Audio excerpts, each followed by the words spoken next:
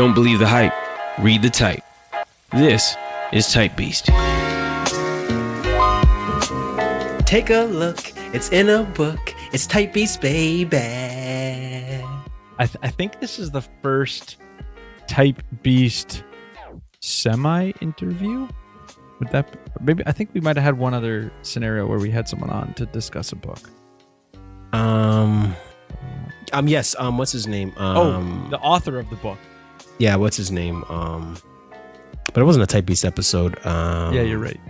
David Coise's Political Illusions. So this is the official TYPBST. Yes. So first official TYPBST with a guest. Mm-hmm. On that note, Darnell, why don't you tell the audience who's joining us? All right, so we have a special guest on the show.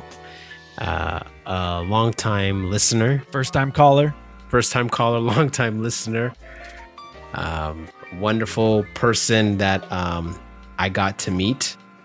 Tony Lemma. Did I pronounce it right? Yes. And it's just for the audience. It's Lemma. And you can easily find me on tonylemma.ca. Okay, good. Yeah, so Tony Lemma is like he listens to the show, and he reached out to, so the way how this came together was he reached out to me on Twitter, and there was a discussion going on about I believe it was Antiracism, Ibrahim Kendi, and I was asking for books, and he suggested this book. And okay, well, Tony, why did you suggest this book that we're about to review, Black Skin, White Masks by Frantz Fanon? Well, I've been listening to some of your shows. When I came across the one on Ibram X. Kendi and Reified Postmodernism with guest Francis Widdowson. And I thought of my past academic studies at McMaster University and my studies on race and racism and the books that I had read on the subject. I thought of Hegel, Albert Camus, and Jean-Paul Sartre. But most importantly, I thought of Frantz Fanon and how it seems to intertwine with your discussion, circling around the subjects on reified postmodernism, and postmodernism as it was known back then, and the whole subject of oppression and the subject of objectiveness and objectified. And so that's how I thought that this would be a great book to start with. Wretched of the Earth is another book that I think very much relates to the subject matter, but for today's purpose, it's Black Skin, White Masks that I think we're discussing. Okay, and just quickly, because there's a reference to Wretched of the Earth on my book cover, the author of The Wretched of the Earth. And what's Wretched of the Earth? What's that one about? Well, it takes a different approach to countering oppression, and I would say that it takes one approach that it takes is one on violence. He has actually three approaches that he recommends to counter oppression. So as we know, it is would be defined as counter oppression, which is basically using the same tactics of oppression to oppress the oppressors to counter oppression, if that makes sense. Sorry, repeat that again. So it takes the approach of counter oppression. So all of the tactics of oppression that are used on the oppressed are turned around and used on the oppressor. Okay, and what would that mean? I think that's you said violence. Violence. Yes, it could mean violence. He actually has. Fanon has, and this is on the book, Wretched of the Earth. He has three ways of tackling oppression.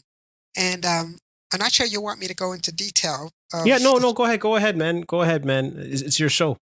Okay, well, yeah. He fights back counter violence against the colonizer. He states that this counterviolence is a result to the violence first imposed by the colonizers through their system of oppressing the native culture. He attempts to reclaim himself because there is a loss of identity or an identity crisis over the oppressed. So he attempts to reclaim himself through the use of violence. This forces the oppressor to recognize him, which is a conversation about recognition of the other. And when the oppressed individual is recognized, she will be able to reclaim and reassert their identity. This view extends from Sartre's being and nothingness. In order to liberate himself, the black man, in this case, Fanon, must make meaning of himself through conflict. Same idea as in The Wretched of the Earth. So it's a theme that some of the reified postmodernists, as Whittleson had discussed, takes, which I thought was very, very interesting to that episode and your episode with Ibram Kendi. Man, this is this is how I know you listen to the show, because you're putting episodes together, coming up with new episodes. Well, I it's not about agreeing with you or disagreeing with you. It's about presenting all sides, which is, I think, a big problem in today's. I'm taking I really haven't introduced myself, but I can do that now if you like. Yeah. Allow me to reintroduce yourself, man. Do your thing. Sure. So I've been right now. I work for a city councilor here in Hamilton, and I must state for the record that any views are views of my own. They're not of the city whatsoever. And the importance of that I'll make a little bit more clear maybe later on. Okay, good. I also volunteer through my church at the Giving Closet here in Hamilton. And I sometimes work as interim manager at the Giving Closet. And I also volunteer at the Giving Food Cupboard. So we have a little food bank, which someday might be expanded. And so I'm very much connected to my community. Good. I was I got the Hometown Hero Award in 2014 for Really? volunteer. I have, on my website, you'll see my resume, and I've been very connected to the community. I have gotten a volunteer recognition from John Howard Society, where I used to work as crisis intervention worker, and I also volunteered there. I've been on the board of directors for City Hamilton Housing as a community member. I've been part of the city's neighborhood action strategy, part of the Neighborhood Leadership Institute. I'm an past alumni, although that's no longer going on. And I was on a member of Hamilton Media Advisory Committee. I've just done so many things. Right now, I'm taking a course at McMaster University, and the course is, oh God, I just forgot what it was. But it's about community engagement. Yeah, excuse me. Yeah, community engagement. That's good, because what I'm seeing or hearing from you is that, this is something that Joel and I are very big on: the power of one. And social engagement, and people taking initiative to help their community instead of just opting for someone else to do it. So definitely, your resume is impressive and inspiring. So that's really good and aligns with what values that Joel and I hold. I would also mention to the listeners that another reason why we're doing this book was another listener suggested that I read it. So first Tony suggested it to me, and I was like, what does this guy know? and then another guy came to me, and he was like, and a listener, and said, if you don't read this book, then you can't say that you're in the know in regards to race issues and critical race theory and so forth. So in order for you to be able to say you have credibility, you have to say at least you've read this book. And so I was just like, okay, that's two people who suggested I read the book. And so I read the book, And I was like, you know what? There was another exchange Tony and I had on Twitter because Tony went out to breakfast with his lovely wife at this restaurant in Hamilton, and I was like, oh, I'm a big breakfast place guy, and so he said it was the best, and I like to try places out. So I said, hey, what's the place like, and how is it? And he's like, hey, look, if you come to Hamilton, then I got you. So I was like, oh. I was like, okay, I'll take you up on the offer. And so one day I took a trip down to Hamilton and had breakfast with Tony, which was quite delicious. Quite delicious. So thank you for that. So if you want to get on the show, take Darnell for breakfast. Yo, that's what you want to get on the show. Right? Bribery is a great thing for us. Yeah. So that's how Tony got on the show. Yeah, no, but it was good, man. It was good meeting Tony. We got to just talk and build and eat, and there's nothing like fellowshipping over a meal. There's something godly about fellowshipping over a meal and talking about ideas. So it was really good. And so I'll say this to the listeners. Even when I read it, the discussion I had with Tony was really good. Like, he was really giving me some really good insights on the book. And so I was just like, I thought it was appropriate to have him on to share those insights from the discussion we had. But I just, before we jump into the book, I'm curious, Tony, how did you find out about the Sixth Sense Report? I'm not sure. I'm always looking for unique perspectives.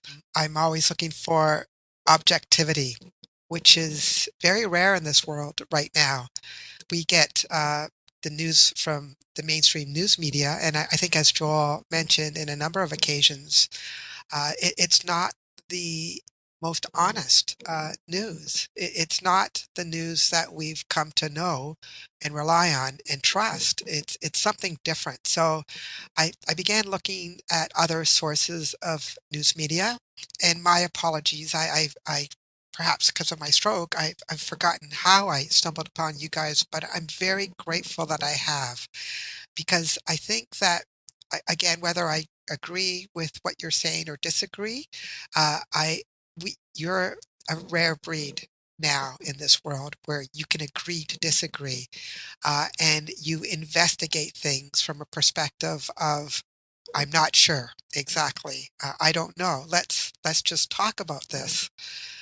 And so that's how I sort of, and why I'm an avid listener, because it's very unique, and it's no longer something that we could take for granted. Mm-hmm. Well, and I would add, you're not just an avid listener, but you're an avid tagger as well. Yeah, promoter. So for all the listeners out there, sharing, commenting, promoting, and I mean, Tony, you're on another level. Not gonna lie, we definitely appreciate it. No, it's funny. It's funny with because Tony will tag. Sometimes he'll tag you. Sometimes he'll tag me, and he'll tag us into these firestorm threads, and then my thread will be blowing up. I'll be like, "What the heck is going on? What is this?" And then Tony will be going back and forth with somebody, and you can kind of watch and jump in, and you'd always reference our stuff. So we really appreciate it, Tony. We really appreciate you, brother, and thank you. Well, actually, I very much appreciate you guys, what you both do. Frances Whittleson and what she had went through demonstrates, and also what one of my professors went through in 2005 when I was last in university, demonstrates how there can be a culture of cancel, to shut people down, to shut people up, to not present others' views, which goes against the academic integrity that you would think you would find at universities, and it's just not what we think it is at times, especially now. More and more of us are being silenced. I have my own personal story to share, how someone had tried to silence me. And so when I tag you guys, it's out of selfishness, really, because I'm showing others that, there are other people willing to stand up for the truth, for inquiry, for finding out the truth. And because in Hamilton, where it's a very different city right now, it's very much a reified postmodernist city, especially the center of Hamilton. And many of my compatriots on the political fence, or the whatever political side they may be on, will say the same, that there are some voices in Hamilton that will stomp on anyone else's voice that would differ with them. Mm-hmm. No, that's good. Well, okay, so let's jump into the book. How would you summarize, like what would you say the book is about? Well, before we jump into the book, I just wanted to mention as well that the program that I'm in at McMaster University is called Rediscovering Hamilton Through Community, and it's called the Discovery Program, which I took in 2017.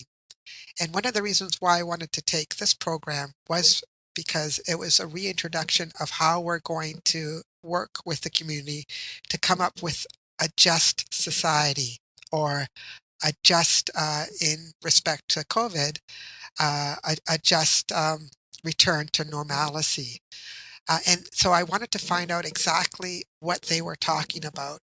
And so this leads into this conversation about reified postmodernism and what is a just recovery. Is it taking the direction of Frantz Fanon in The Wretched of the Earth, or is it taking a more civil direction? So that's sort of my inquiry. But sure, okay, we'll jump into the book. And I think you wanted to go over chapter 1, the Negro and language. Is that correct? Mm-hmm. Yeah. The Negro and language. What stood out to you from that section? Well, I think Fanon covers it very succinctly in the first passage, which I could read to you, because I know that we have a limit on time in this book. You can talk about it for quite some time. But he says, I ascribe a basic importance to the phenomenon of language. That is why I find it necessary to begin with this subject, which should provide us with one of the elements in the colored man's comprehension of the dimension of the other. And this is where he introduces the subject of other and the other. For it is implicit that to speak is to exist absolutely for the other. The black man has two dimensions, one with his fellows, the other with the white man. A Negro behaves differently with a white man and with another Negro. What this division is a direct result of the colonialist subjugation is beyond question. And so that's the subject of the book. It's really about colonialism, the colonized, the colonizer. And then he states, what matters is not to know the world, but to change it. And that's sort of the existentialist piece. Well, he goes on, and this is the important part, the mastery of language. And he means the language of the colonizer, affords remarkable power. So it's basically about adapting to the colonizer's point of view and trying to become the same as the colonizer. So in this case, it's to become more white. Interesting. Which is relates directly to the title of the book, Black Skin, White Mask. Because in his opinion, literally, and this is something that's echoed by other postmodernists, in his opinion, it's the colonized tries to become the same as the colonizer, and they try to become more white. Yeah, and I guess thinking about that aspect, with black people or some black people trying to become more white, what does that actually look like? Because I know sometimes people would say it's like a person not being quote unquote pro-black, or like Kendi was saying, like part of being anti-racist is being anti-capitalist. And those connections kind of tie into Fanon's point. Yeah, and I would say, well, he does make a point here to say that through the Negro of the Antilles, which is where he's from, it's islands off of in the West Indies, but he goes on to say include every colonized man. So he's not just speaking about the Negro man, but he's speaking about all those who have been colonized. And that's a really important point that Kendi makes, because it's kind of threaded with the same point that Whittleson makes about when she speaks of not reified postmodernists, but of individuals who will come and who will colonize and who will strip the country clean and give back nothing to its inhabitants. We call that, now it slips my mind again, but yeah. Okay. No, I know I'm definitely following your train of thought.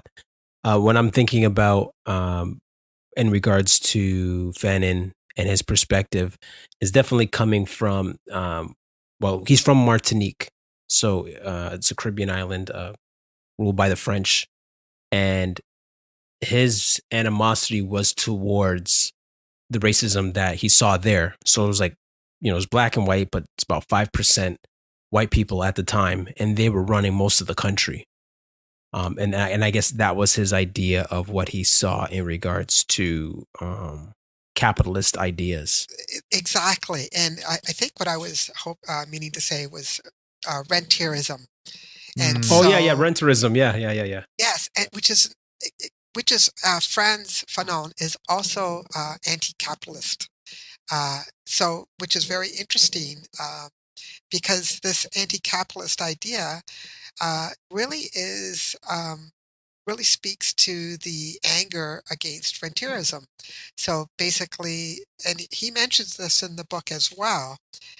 He talks about the oppressed and how because he's in France when he writes this book, and some would say in France that there is no oppression in France, there is no racism, but he vehemently argues against that.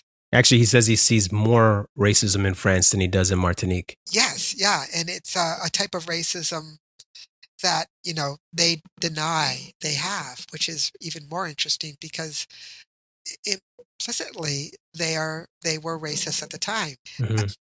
I sort of I'm just scanning through this book. There's so much that we could talk about. Yeah, no, definitely. One of the points that stood out to me about the book and that I saw was helpful for me in my study, just my own personal thought process, is it almost seems like a book on racial trauma. And that's a topic that's been coming up a lot. Well, for me in my conversations or whatever, my writing and speaking engagement.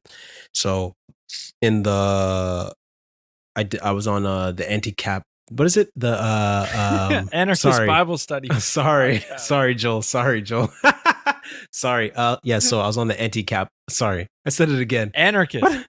The anarchist. Sorry, man. The Anarchist Bible Study podcast, and now I was discussing this in the sense racial trauma in the sense in the article I wrote, Reading While Black But Not Under Attack, and that had a racial trauma underlining. And then I gave a talk at Ezra Institute, and the talk was brown and black privilege, and racial trauma came up in that talk as well. And I felt like this book definitely, because it takes a psychological approach to racism. So what does racism do to your psyche? And that was the connection I saw to racial trauma. Like self-esteem, inferiority complex. What does it do to gender relations? And he just takes a lot of different nuances to it. Yes, absolutely. And the first chapter does talk about this identity crisis that the colonized experience, and what that leads to. And when I read this book, I thought the master, the Hegelian concept of the master-slave dialectic. So what that is actually, and this is spoken to more in the 4th chapter, the so-called dependency complex of colonized peoples. Fanon goes on in chapter 6 to say that there is no master-slave dialectic when it comes to the colonized people in his circumstance in France.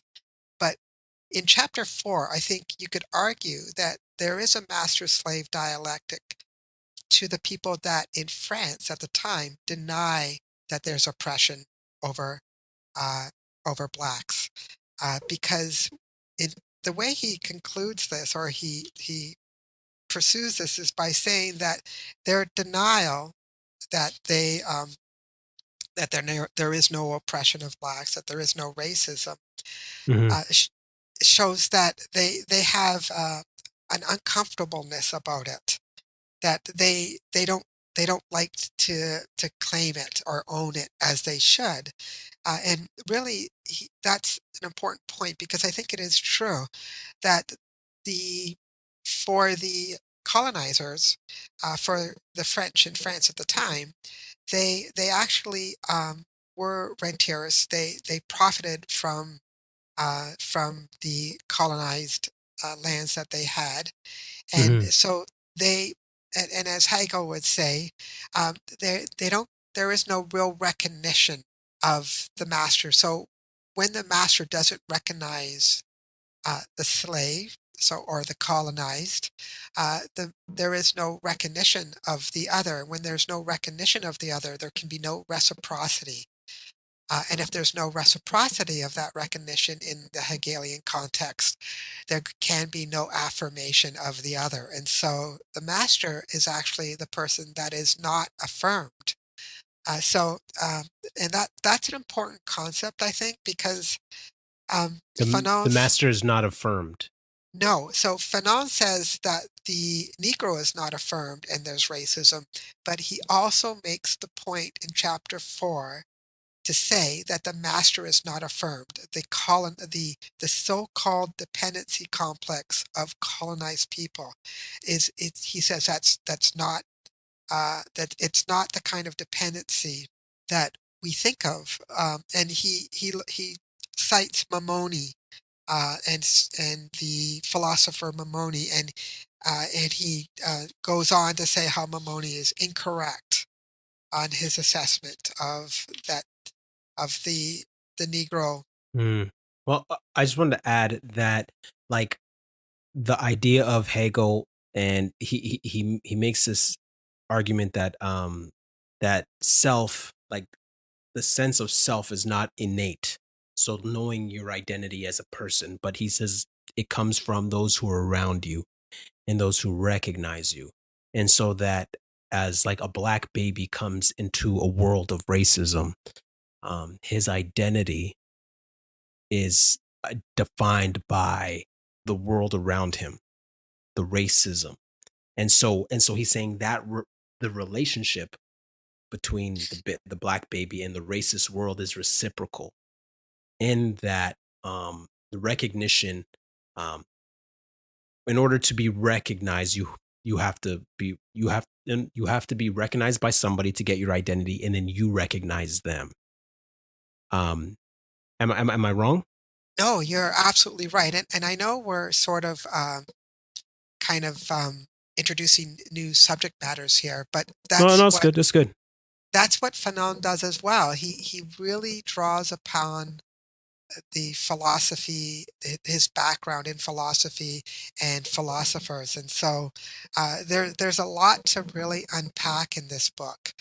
But I think it's practical, and I think like part of the reciprocal recognition in order to find your identity, because like you said, like the slave master doesn't necessarily need the recognition from the black baby or from the black person. All they need from the black person is their work. Yes. And so the black person works, right? So the black person works, and then they don't necessarily need to receive any recognition from the black person. They don't necessarily need that because they're working. But the black person because they are being abused, and they're being recognized as less than, that's where I guess the white mask comes on. And in order to take off that white mask, instead of looking to recognition from your white surroundings or your racist surroundings, you have to look to those who are being oppressed with you, or look to those that look like you and affirm, recognize those who look like you, recognize the black skin, recognize the ethnicity. If you recognize the ethnicity and the black skin, then you will have a sense of self and a sense of self-esteem, and not an inferiority complex. And that's the kind of angle he was kind of getting at in regards to black skin, white masks, and black people rising up. Yes, I think you said that very, very well. And I know that we didn't want to discuss or look to discuss chapter 5, but I think it's relevant as well because he talks about the fact of blackness. And he talks about how, how to really address this paradigm, this because it's a no-win situation if you're oppressed, if you're black, if you're if you're the colonized, and because if you do try to be more white, once you become more white, you're hated. Because you're looked at, and we see this echoed throughout a lot of other works.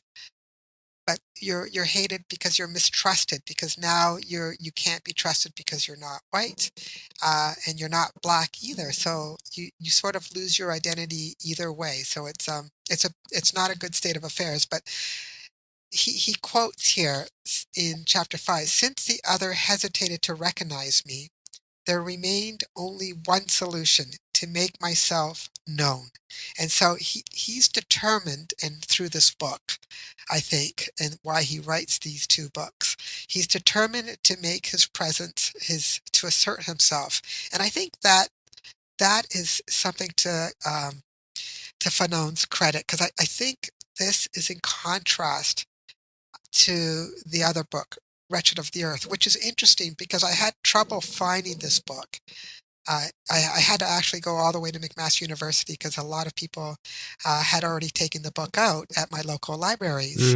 And when I went to McMaster, I found out that it's no longer part of the subject or reading material of the same courses that I had taken, although Wretched of the Earth is.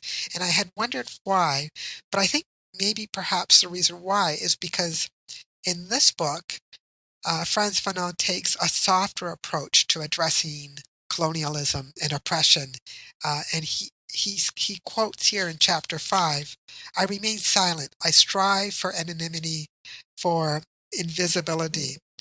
And what he's saying there is that the oppressed feel, that they don't matter, that they don't have a say in really what's going on, or they're not seen. "I will accept the lot as long as no one notices me." So he does talk about how the oppressed aren't seen, but he goes on to say that his way to approach it is, and I'm just trying to look for it here, that the way to approach it is to be, "I resolve to defend myself as a good tactician. I intend to rationalize the world and to show the white man that he was mistaken." And I think that why I thought that was very, very important, I'm glad I found it, is because he's taking a different approach here than the Wretched of the Earth. He's not using violence, but he's using knowledge. In my opinion, knowledge is power, and the truth is the most powerful thing you can have. And if you present someone with the truth, or at least discuss it, rather than you use violence as a means to an end, you have a much better chance of changing their mind. That's I'm glad you brought that up, because I guess part of it too is like people will hear these ideas and see these ideas, and I guess the question is, now that we're in 2020, are these ideas still applicable? Like, I think of black people who would, of course, disagree with this, and there's black people who I know who would agree with it. do you think that Black people today who disagree with him would be considered those who are wearing white masks or white masks?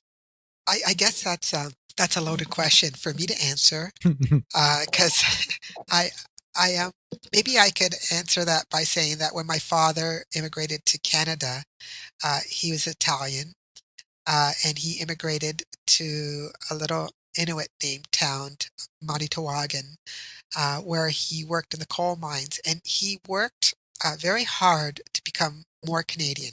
So, and this is where him and Fanon sort of crossed paths, because he didn't know the language, and he wanted to learn the language. So he worked 16-hour days, but yet he strived to learn the language in any spare time he had after work, and he learned English, not proficiently, but enough to get by. And I think that we do strive to be like the other, but I think that some people might say that is to become more white, but other people might say that is to maybe just integrate better. So I'm going to leave that as a wondering. I'm going to leave that to the subjectiveness of the individual who is interpreting that. I think that, and that's what postmodernism really is that there's no real truth. The truth really is how the individual defines it. And I think that's why I wanted to I was excited to come to the show and to present this book, because I think that what I really wanted to do is present both sides. And so I think that for some people, yes, they may be trying to assimilate, and others may be trying to be more white. And I don't think they ought to do that. I think that they should revel in who they are. I have a question. So, one of the links that I was sort of when I was looking up the book, they have this. It's titled, they describe the book as the unsurpassed study of the Black psyche in a white world. And I mean, I don't know if that's like from the back of the book. It just, part of an about the book description on, I think Grove Atlantic, which was the distributor of one of the versions of this book. So the question that comes to my mind is, and in line with what you guys are discussing, the way this book was recommended to you, Darnell, I can't remember the exact words you said before, but it's like, it's necessary to read this book in order to have perspective for a lot of the conversation that's going on today. Yes. And around race. And my question is, would you say there's a lot of value in his descriptions of the psyche, while you would probably disagree with a lot of his prescriptions to solve some of those dilemmas or problems or issues that he's bringing up? Sorry, Joel, were you asking me? Well, I was going to say either both of you. That's sort of maybe the value that I'm perceiving, just mostly based on the conversation so far, that's where the value from, regardless of whether you agree or disagree, the value is understanding his prescriptions or descriptions, I should say, of, as the terminology here says, the unsurpassed study of the Black psyche in the white world, or in a white world. Okay, you go first, Tony, and then I'll follow up. Sure, I can jump in. So I think at the time, I think that was very much the case.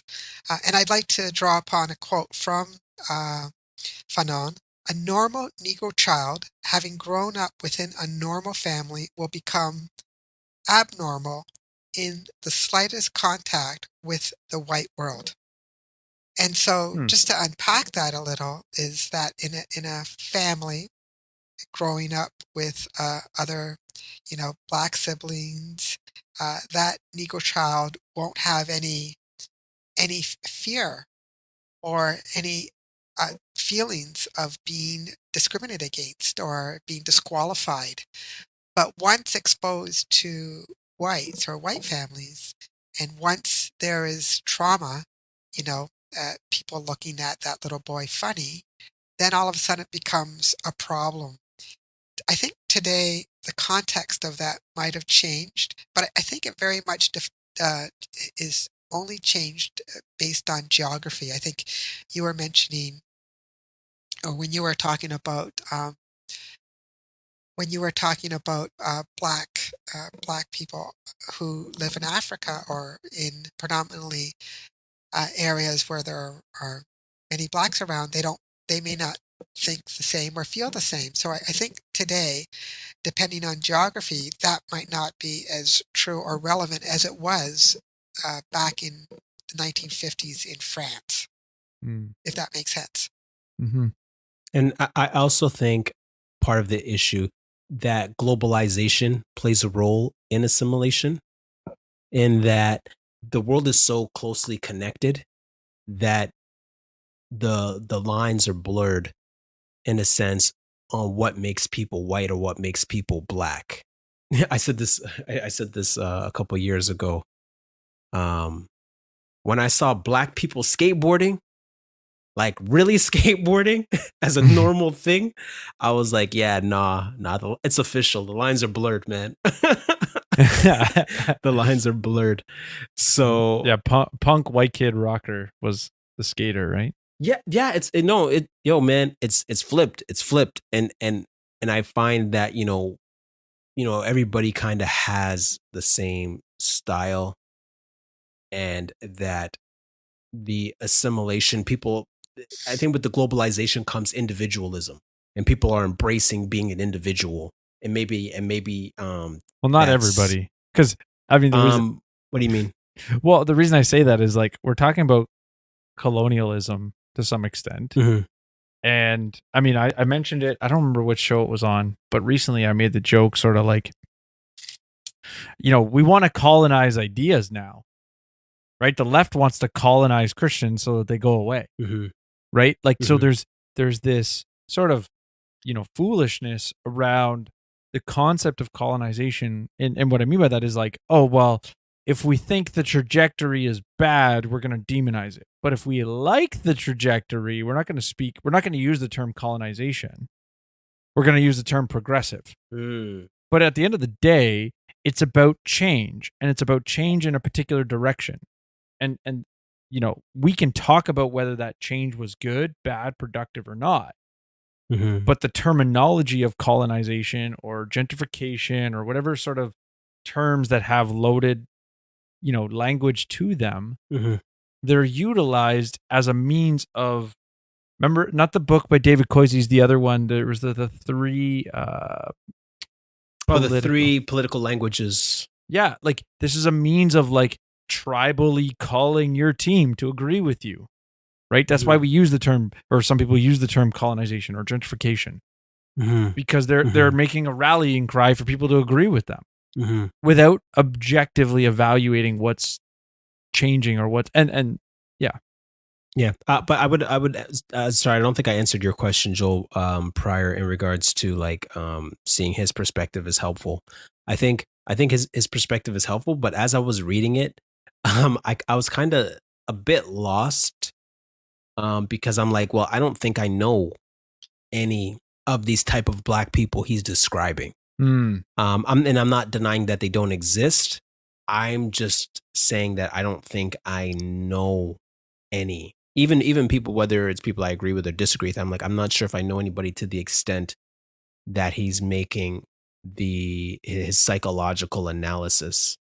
And I guess, assuming you're right, that would be a good thing, because think about the era that he's writing in compared to today. Let's call it, just, I'll oversimplify it, like the racial trauma that is so much of the psyche that he's analyzing is significantly different or significantly decreased, such that you don't have, people that you would say, oh, I see exactly who he's describing. Yeah, and I've been talking about racial trauma for about a year now, since I stumbled across it, and I think it does have some weight in regards to how black people see themselves. Like I said, I do know some people who are psychologically traumatized by the existence of whiteness, right? Where it's kind of like, I don't know if this is a good example, but like, you use the term, Joel, you use the term chirping. Okay, yeah. Right? We use the term in basketball, we use the term trash talking, or somebody getting in your ear. And the whole point of trash talking, right, or in sports in general, is to throw you off. Yep. It's to throw you off. Yo, your mom is this. Yo, you're really ish. You're just constantly in the person's ear just talking. Now, how do you play that game? Well, you play the game by not listening, because the whole point of talking about your mom and talking about your kids or whoever is to get under your skin, to throw you off of your game. And the fact that you respond and the person gets a rise out of you, that person is won. Mm-hmm. And so that's that's why, like, if you grew up trash talking and playing sports or playing games, you realize that it's never personal. It's not personal. The goal is to win your game and go home. I'm comparing that to people who may have difficulties with quote unquote whiteness, where you're being distracted from your goal. And I mentioned this on the Anarchist Bible Study podcast that, I know Black people who won't go to a white church because they feel uncomfortable around white people. Now, why is that significant? Because in order to be a Christian, you can't be a Christian apart from the church. Like, you're saved and you're part of the body. You can't be a body part apart from the body. So whatever local body is close to you now, like geographically, right? In regards to the demographic of where you live, you won't find a Black church in certain parts of the country. You know what I mean? Like, you're not going to find one. But if you have this racial trauma that's keeping you from being a part of the body, that's idolatry. And when I say idolatry, I mean an idea that keeps you from doing what God has called you to do. And that's serious. And that's why I won't be dismissive of racial trauma. I'm not going to be dismissive of it. I'm not going to be dismissive of Black skin, white masks. But right there, that person is recognizing the whiteness. And in some cases, I would argue that the whiteness ain't even really recognizing them. You know what I mean? It's not really recognizing them unless you want them to recognize you. I walk around like I'm not looking for recognition according to the book. I'm Darnell Samuels. I don't need recognition from anybody but God. You see what I'm saying? I'm just, if it's okay if I interject. Yep. Go ahead. I love that what you've just said, Darnell, because I think that's the difference between postmodernism and how maybe we look at the world and value God, and we don't need that recognition from the other. But what's more important is that if we were to read Black skin, white masks in universities, which a lot of universities are reading Fanon. They may not be reading this book, but they are reading Fanon. And we take the impression that Fanon takes. We are going to dislike the other, to hate the other. So Fanon talks about hatred, but yet he perpetuates hatred. And so that's not a better state of affairs. That is just taking a historical oppression and reversing it and making it into a new oppression. And I think that's kind of one of the reasons why I'm so grounded in wanting to understand this reified postmodernist thinking more, is because how it clashes with our sort of monotheistic values. And in fact, I know a lot of people that in the last election voted for the NDP. And in this election, they told me that they didn't vote for the NDP, and they are reading a book about postmodernism and reified postmodernism. And I was shocked. I couldn't believe that they were on the same sort of page as I was, on sort of a path of inquiry, trying to find out what this is all about, if that makes sense.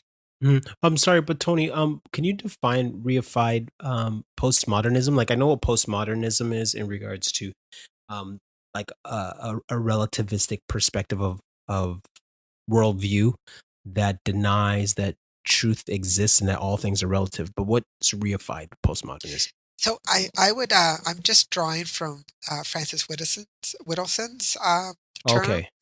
and but I kind of would interpret that as real postmodernism, and what I would interpret that as is what Frantz Fanon prescribes to, which is the use of violence as a means to an end, and what we saw in the United States with the uh, woke culture, the woke groups, to use a certain level of violence to as a means to an end to get their way. Okay. And I think maybe I'm wrong here, but I think the definition of anti-racism is a good example of that, because if we use inequality, essentially you're committing racism to make things equal, and so the means to the end, essentially is the outcome is what matters, because there's no such thing as objective truth, which is postmodern world theory.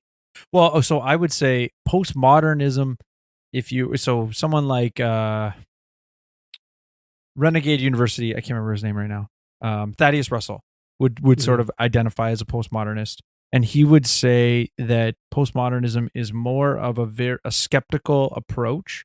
Everybody has their bias, and so we need to really be critical of these ideas. I would argue hyper postmodernism gets to the point of, because everybody's biased, therefore we cannot know anything. And that's agnosticism. Agnostic as in no knowledge. Yeah, and so now this hyper postmodernism essentially means it's not that we can't know objective truth, that there is no objective truth. And Thaddeus Russell would sort of hold more of a skepticism that the things we know are truth, because the people presenting those truths are going to have a bias. And so you need to be, to use a horrible term, deconstructing those ideas to evaluate where the biases are. And so that's where I think someone like him would be trying to sort of hold on to maybe some of the skepticism that he finds valuable in the original postmodernist perspectives. And that's where, why I was saying the reified stuff, to me sort of is application maybe of there is no objective truth. So all we care about is the outcomes, i.e. inequality. Therefore, we have to undo the inequality regardless of how we do it. Absolutely. I would 1,000% agree with that. And I love the term hyper postmodernist, Joel, because it really speaks to what I'm seeing today, not only in the United States with the woke culture, the woke individuals, but right here in Hamilton, we had a statue of Sir John Macdonald toppled, which is very interesting because they felt it had to be toppled. There was already a process started by the city, the councilors, and the mayor to evaluate whether that statue should be removed from the center square and maybe, put somewhere else. We have, there's other locations that it could be placed at rather than the city square. However, individuals took it upon themselves to topple that statue. It had to be toppled. And I just had this conversation. We didn't use the word hyper postmodernist, but it very much was part of the conversation that there is no real truth. It's all subjective. And so it's okay to do these violent acts. It's okay.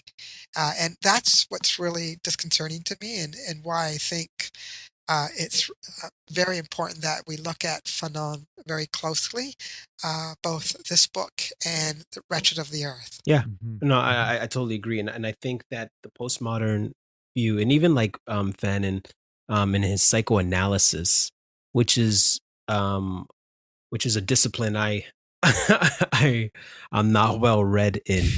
And I guess for me, I'm trying to like it's easy to tear down, but it's difficult to build up. And at some point, like I guess I wasn't it was very difficult for me to follow and believe what he was saying, because I had no framework for validating if I can verify if it's right or if it's true. Like, I can't verify it. Like, he's just saying, okay, well, this is how I see people thinking, or this is how I see people acting. But I'm like, okay, but that's your perspective. That's your perspective on how this black person this black man views a white woman. That's just your perspective versus so it's just an opinion. It's not an objective fact. It's just his opinion, which for me, made it easy for me to say, okay, well, yes, that's fine. It's an opinion, but it's nothing worth me investing developing my life and my psychology around. I acknowledge him as a studious psychoanalysis, but there was just certain ideas that he was putting out there that seemed very relative to me.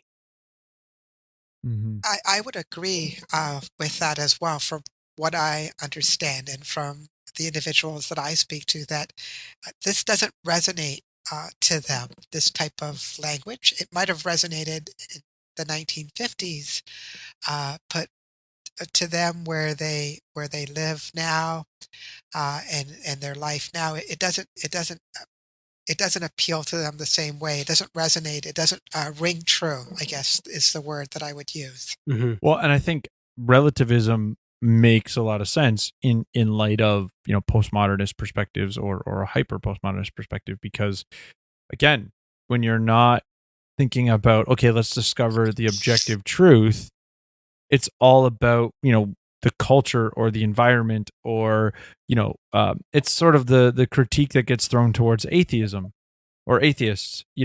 How do you determine what's moral? It's all relative moralism. Mm-hmm. And so I think there's it's not surprising to me that there is you both are acknowledging that a lot of what he's saying is relative, it's comparative based as opposed to discovering the objective truth, or let's say what would be deemed the best case scenario, and let's strive for that. Yeah, I think like, if I can be gracious towards Fanon and say, okay, yes, there are people with different psychological makeups. And some people are more needy than others. And I talk about in my talk, the brown and black privilege, I opened up the talk about me having to talk with my parents, where they were telling me about racism and how to be aware of racism in my white surroundings, being a black kid, a black man, future black man, growing up in a white world. And I talk about that talk as a pivotal point in my life where I had to kind of sit back and be like, wow, my parents said, okay, you have to work twice as hard because you're black. And even if you work twice as hard, because there's going to be some bigot behind the desk, you might not even get the job. And so for me, I'm putting two and two together. And now I'm kind of like, well, what's the point of working hard? What's the point of working hard if you're going to work twice as hard and then it all not come true? So for me, that was a pivotal point for me where I said, you know what? Well, there's no point in me trying. Like, that's silly. That's dumb for me to work at something and then be denied. So what did I do? I strayed from, I stayed away from whiteness, and I did everything that I saw black people doing, right? I wanted to be a comedian, right? Still do. I wanted to be a basketball player, and I played basketball. I wanted to rap. I did all those things that black people are supposed to do. And I went to the extreme. And I don't know if I've ever said this before on the show. And this is kind of why I am the way I am. Like, I remember watching Titanic and watching the people drown. And I thought and it made me feel good. It made me feel good to see white people drown. Back then. Yeah. Like, and that was the one with Leonardo DiCaprio, and my sister's crying. And I was like, well, are you stupid? Why would you cry for white people that die? And now, it obviously, felt good you don't to see them suffer. You don't continue to hold that perspective. By the grace of God, my heart's been changed. Mm-hmm. Yeah, go ahead, Tony. Yeah, it's just such an interesting perspective that you would say that, because it's Mhm. exactly what Frantz Fanon is saying in his book. And so I guess, like in his time, that's how he would have felt as well. That when someone has imposed violence upon you, you're going to act. You may act in a violent way, and it's wonderful that you've Mhm. come to the conclusion that there's that, and you've found another way. But it's very easy to understand, and that's why I think this book is so important. Is because it's very easy to understand Fanon's position, and Mhm. my Mhm. opinion, it's worth the read and worth his perspective where he stands in his day. Mhm. Yeah. No, totally. And I think it's good to kind of work through, and I love the idea of, yeah, what kind of damage does racism do psychologically? Like, it's like racism is inevitable, but it's not insurmountable. And the question always comes around when we have these discussions in general is, how powerful is racism? I would argue that racism can definitely leave people with trauma, but I don't think racism is omnipresent, or omnipotent, or omniscient, right? It's not a deity that can keep you from progress, and I believe that, not just theologically, but I also believe that economically, and that's why I hold to the economic values that I do, because these ideas provide hope against in the face of racism. Yes. And that was part of our discussion on how to be anti-racist, right? Like, part of that podcast, we were really, Darnell's point was like, go back to the original, right? Go take the first, what was that? It was, and part of your article as well, right? Like, go back to the original text or the original people, and what are they saying? And that's where, the conversation about the anti-capitalist views and the capitalist views, and Mhm. how did those actually square with the abolitionists versus the non, right? Darnell, am I representing what you had said on Yeah, that? Yep. yeah. That was the article. Anti-racism is anti-abolitionism, because anti-racist economics is slave master economics, and that was the connection I was making, because a lot of people don't even realize that just as anti-racists are anti-capitalist, slave masters are anti-capitalist. And those who were for the abolition of slavery were capitalists. But of course, if you don't read the original works and you're not thinking historically and doing proper history, you'll get the two perspectives confused, and you'll actually be working against freeing the freedom of Black people, and your work will be counterproductive. So yeah, check that article out on highendtheories.com. So I think, as we wrap up, Tony, for you, what do you want to maybe leave the listener with about this book and about this content? If someone's like, okay, why should I read this book? Maybe you can finish with that as well. Yes, no, thank you, Joel. And I think that this book definitely has value in reading it, but I think the value is reading it within the context of its time and understanding that there was definitely, and still is to a certain extent, depending on how the individual sees the world, racism. And that can affect you. There is that myth. He calls it the Negro myth, and that can affect the psyche of the individual. But I think, Darnell, you said it best, that you can overcome that myth, that you can find other ways, other approaches to identity, your identity, and establishing your own identity and your own dignity, that you don't have to, quote unquote, listen to other people, because sometimes it's just schoolyard mentality, and it's not worth listening to. And I think that sums up, in my view, what this book is about and how it should be interpreted. Mhm. And if the listeners want to get in touch with you, how can they get in touch with you? Well, I'm on Facebook, Tony Lemma. I'm also have my own website, tonylemma.ca. I'm on Instagram, Tony Lemma, and I'm on Twitter as well. I'm probably most vocal on Twitter, but I post a lot of things on Facebook as well. So please feel free to contact me. And if I've said anything that might have not been correct or misrepresented the book, I'm certainly willing to listen to that and see where I might have not done a decent job of interpreting the book. Yeah, me as well, and Joel too. Yeah, I definitely would have had some struggles representing the book, considering that I was the only one in this conversation who didn't read it. Yeah, but but also the book is a bit tedious. I also say that it wasn't an easy read.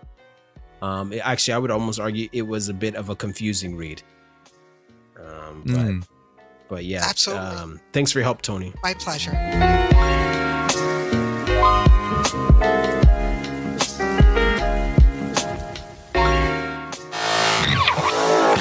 Madden and Mitchell Media.